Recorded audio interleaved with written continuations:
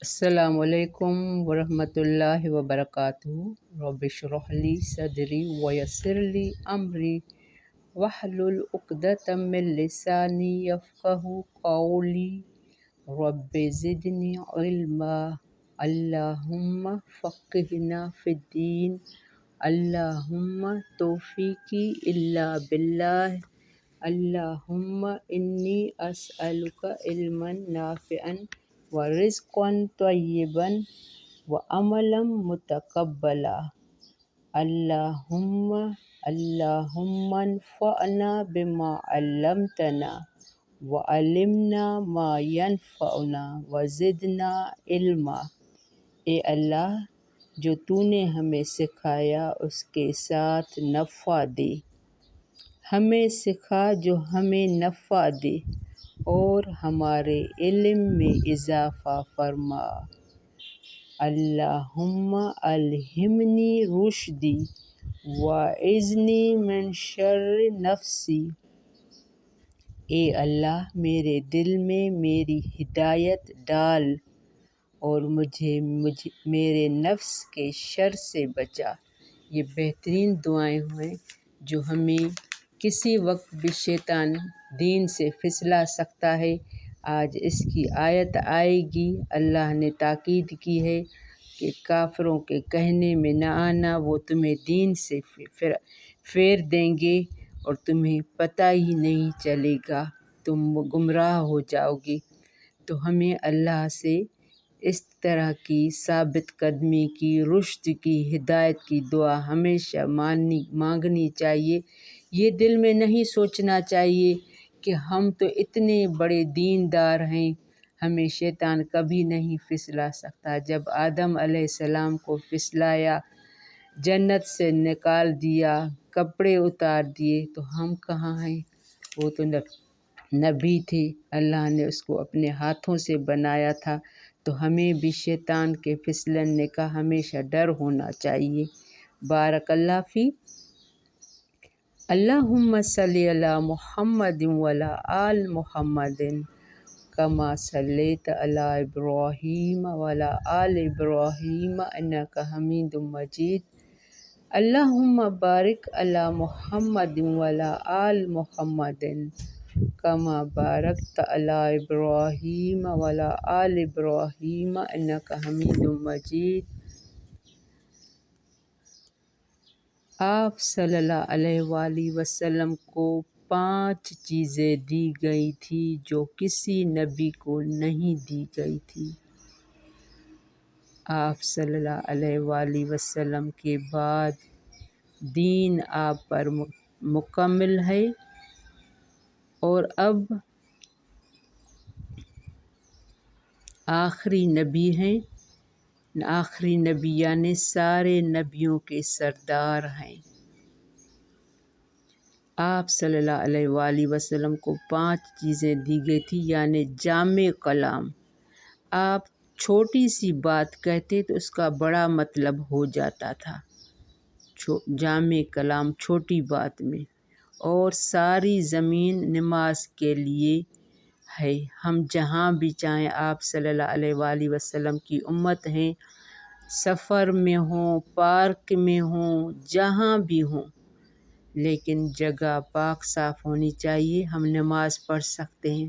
جیسے عیسائی ہیں، وہ صرف گرجا گھر کے علاوہ کہیں عبادت نہیں کر سکتے، ہندو مندر کے سوا۔ لیکن آپ صلی اللہ علیہ وآلہ وسلم کے لیے، ان کی امت کے لیے رعایت تھی کہ جہاں بھی ہوں آپ جائے نماز بچھا کے نماز پڑھ سکتے ہیں۔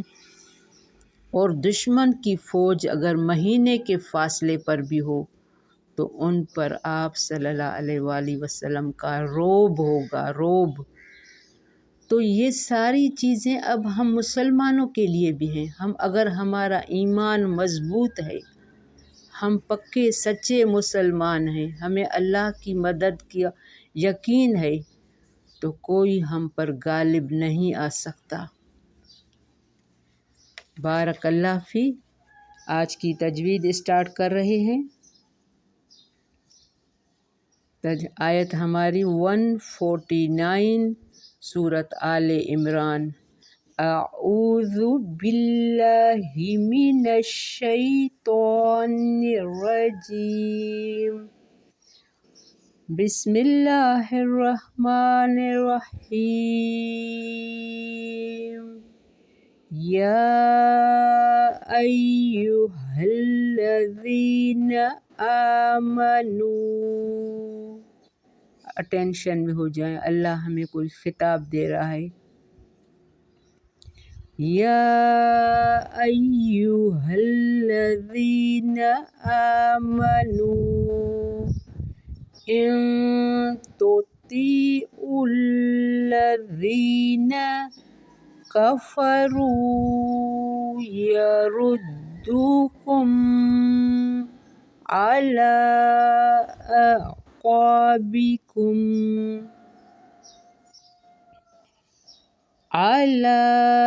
أعقابكم فتنقلبوا خاسرين بل الله مولاكم وهو خير الناصرين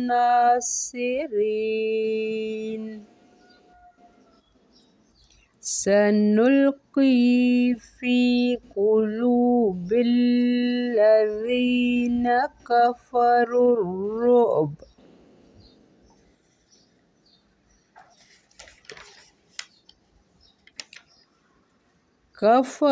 الرعب بما أشركوا بالله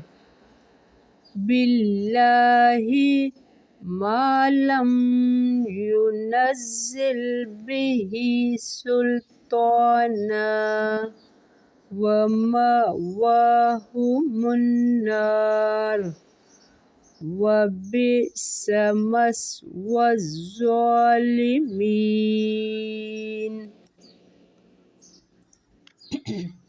وَلَقَدْ صَدَقَكُمُ اللَّهُ وَعْدَهُ إِذْ تَحُسُّونَهُم بِإِذْنِهِ حَتَّى إِذَا فَشِلْتُمْ وَتَنَازَعْتُمْ فِي الْأَمْرِ وَعَصَيْتُم مِّن بَعْدِ مَا أَرَاكُم مَّا تُحِبُّونَ مِنكُم مَّن يُرِيدُ الدُّنْيَا وَمِنكُم مَّن يُرِيدُ الْآخِرَةَ ثُمَّ صَرَفَكُمْ عَنْهُمْ لِيَبْتَلِيَكُمْ وَلَقَدْ عَفَا عَنْكُمْ وَاللَّهُ ذُو فَضْلٍ عَلَى الْمُؤْمِنِينَ۔ بارک اللہ فی۔ ہم یہاں اسٹاپ کر رہے ہیں آیت نمبر 52 پر۔ ہم نے اسٹارٹ کیا تھا آیت نمبر 149 سے۔ اس سے پہلے آیت نمبر 147 اور 146 میں اللہ تعالیٰ ان کو سکھا رہے نہیں تھی بات ان کی مگر یہ کہ انہوں نے کہا کنہوں نے، جن کو اللہ پر یقین تھا، جو فما وہنوا لما اصابہم فی سبیل اللہ، تو انہوں نے نہ سستی دکھائی جب انہیں اللہ کے راستے میں تکلیفیں آئیں۔ وہنوا وظنوا ومستکانوا، یہ اہم لفظ ہیں۔ انہوں نے نہ کوئی سستی دکھائی، نہ کمزور پڑے، نہ دبے۔ استکانوا ٹھہر جانا، رک جانا، بے حس ہونا، یعنی انہوں نے کتنی بھی تکلیف آئی رکے نہیں، اپنا جذبہ برقرار رکھا، کام کیا۔ تو اللہ تعالیٰ نے ان کی یہ دعا کوٹ کیے کیا کہ انہوں نے اس کے بعد دعا مانگی، نہ تھی بات ان کی مگر یہ کہ انہوں نے کہا اے ہمارے رب بخش دے ہمارے لیے گناہ ہمارے، و اسرافنا اور زیادتیاں ہماری۔ اسراف کیا ہوتا ہے؟ کسی چیز میں حد سے بڑھ جانا۔ اگر ہم سے زیادتی ہو جائے، غلطی اسراف ہو جائے تو ہم دعا یہ مانگ سکتے ہیں، اسرافنا فی امرنا، ہمارے معاملے میں یعنی کہ دین کے کام میں اگر ہم سے کوئی بھول چک ہو سکتی ہے، کوئی گناہ ہو سکتا ہے تو یا اللہ ثبت اقدامنا، جما دے ہمارے قدموں کو، ونصرنا اور مدد فرما ہماری، علی القوم الکافرین، کافر قوم پر۔ تو اللہ نے فآتاہم اللہ ثواب دنیا، تو عطا کیا انہیں اللہ نے ثواب دنیا کا اور اچھا ثواب آخرت کا۔ آخرت کا اچھا ثواب کیا ہوتا ہے؟ وہ جنت کی صورت میں۔ واللہ یحب المحسنین، اللہ محبت رکھتا ہے احسان کرنے والوں کو۔ احسان کیا ہوتا ہے؟ حق سے زیادہ دینا احسان ہے، جو دوسروں کو دے کے نہیں جتاتے۔ جب انسان کو یہ احساس ہو کہ اللہ اسے محبت کرتا ہے تو ہر کام آسان لگتا ہے۔ جب بندوں کی محبت زیادہ ہوتی ہے تو اللہ کی محبت کم ہو جاتی ہے۔ تو ہم بندوں کی محبت میں نہ جائیں۔ اپنا جو مشن ہے، جیسے آپ صلی اللہ علیہ وآلہ وسلم کو مشن جاری رکھا، بھلے لوگوں نے ان کو کتنا بھی ہرٹ کیا، تو آپ اللہ کے مشن کو جاری رکھیں۔ آگے اسی سے کنیکٹ آیت ہے، یا ایھا الذین آمنو، اے لوگو جو ایمان لاؤ، ان تطیعوا الذین، اگر تم اطاعت کرو گے، کس کی؟ کفار کی، الذین کفروا، ان کی جنہوں نے کفر کیا، یردوکم، وہ پھیر دیں گے تمہیں، علی اعقابکم، تمہاری ایڑیوں پر، فتنقلبوا خاسرین، ورنہ پلٹ جاؤ گے تم خسارہ پانے والے، حتیٰ کہ دین سے ہی نکل جاؤ گے اگر تم کفار کی اطاعت کرو گے۔ یعنی یہ آیت اس ضمن میں آتی ہے کہ یہ مضمون پہلے بھی عہد شکست میں سے فائدہ اٹھانے کے بعض کفار یا منافقین مسلمانوں کو یہ مشورہ دے رہے تھے کہ تم اپنے آبائی دین کی طرف لوٹ آؤ۔ ایسے میں مسلمانوں کو کہا گیا کہ کافروں کی اطاعت ہلاکت ہے، کامیابی اللہ کی اطاعت میں ہے، اس سے بہتر کوئی مددگار نہیں۔ الا آکافن خاسرین، بل اللہ مولاکم، بلکہ اللہ مددگار ہے تمہارا، وہو خیر الناصرین، وہ بہترین مددگار ہے۔ تو تمہیں چاہیے کہ منافقین کو چھوڑ کر تم اللہ پر بھروسہ کرو، اللہ بہترین مددگار ہے، کامیابی اللہ کی اطاعت میں ہے، اس سے بہتر کوئی مددگار۔ سنلقی فی قلوب الذین، عنقریب ہم ڈال دیں گے دلوں میں ان کے جنہوں نے کفر کیا، اور رعب کو۔ آج ہم نے آیت پڑھی کہ اللہ تعالیٰ نے آپ صلی اللہ علیہ وآلہ وسلم کو یہ خاصیت دی تھی کہ مہینے کے فاصلے پر بھی اگر ہوگا تو آپ صلی اللہ علیہ وآلہ وسلم کا کفار پر رعب ہوگا کہ اب وہ آ رہے ہیں ہم سے جنگ کرنے، وہ ہل جائیں گے، دب جائیں گے۔ سنلقی فی قلوب الذین کفروا، عنقریب ہم ڈال دیں گے دلوں میں ان کے جنہوں نے کفر کیا، رعب، بما اشرکوا، بے وجہ اس کے جو انہوں نے شریک ٹھہرایا۔ شرک سب سے بڑا ظلم ہے۔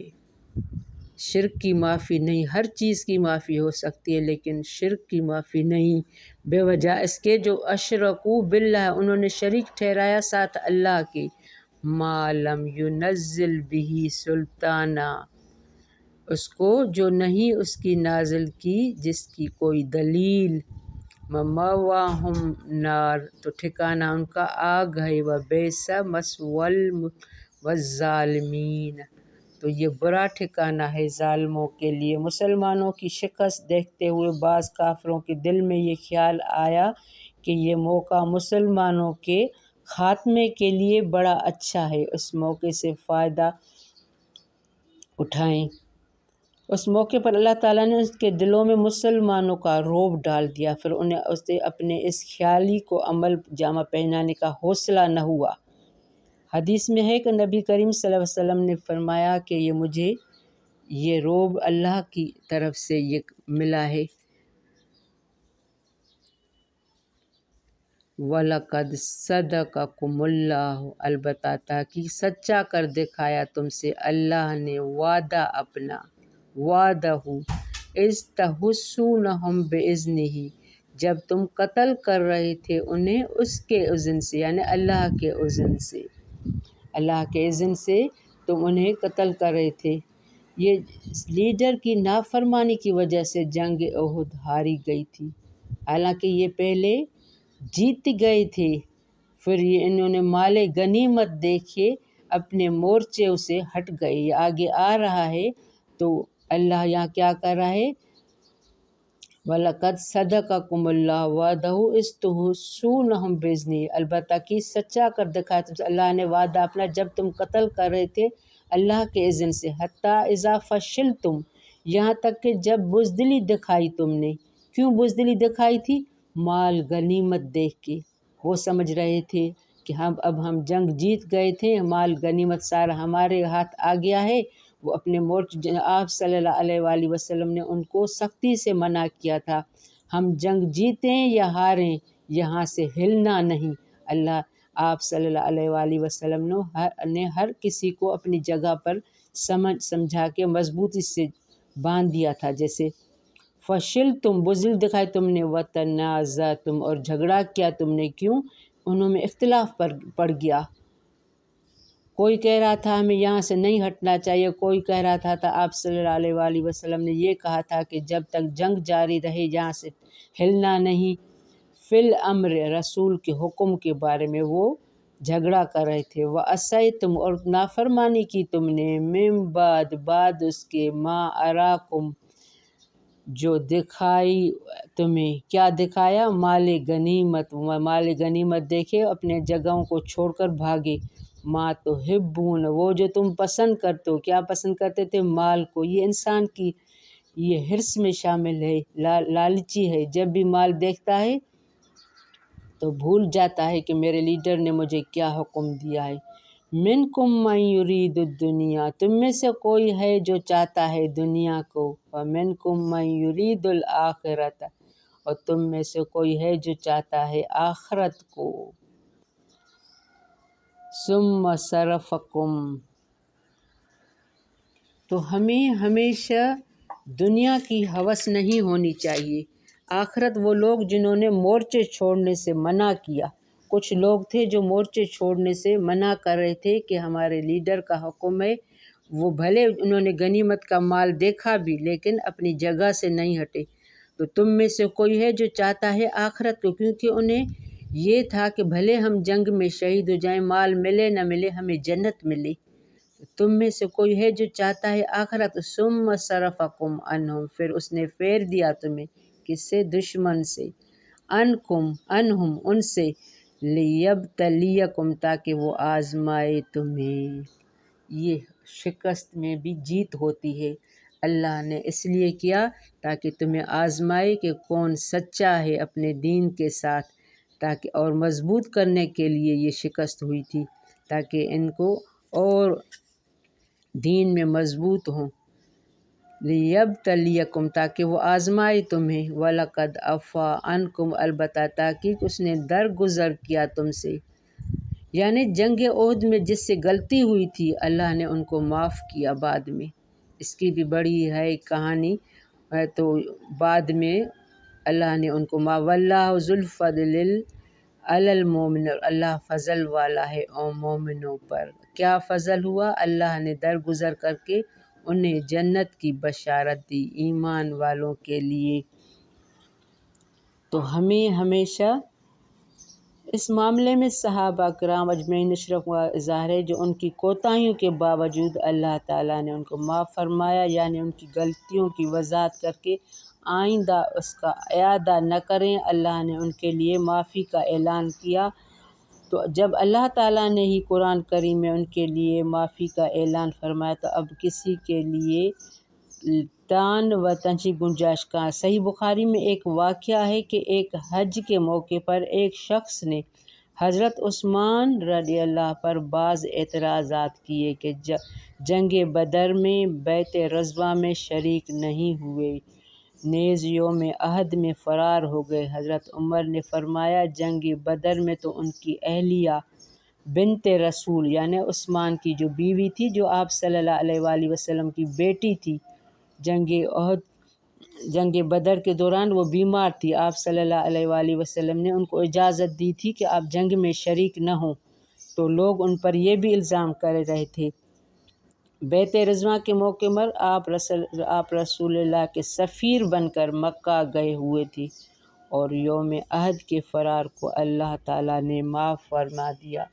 تو ہمیں کبھی کبھار ہم لوگوں کی باتوں میں آ جاتے ہیں، دین کا صحیح مفہوم، صحیح ہسٹری ہمیں معلوم نہیں ہوتی، تو کسی صحابی پر، کسی رسول پر ہمیں کوئی حق نہیں ہے کہ اس پر ہم کوئی جھوٹا الزام لگائیں۔ ہمیں صحیح معلوم علم ہونا چاہیے۔ بارک اللہ فی، ربنا تقبل منا انک انت السمیع العلیم وتب علینا انک انت التواب الرحیم۔ السلام علیکم ورحمۃ اللہ وبرکاتہ۔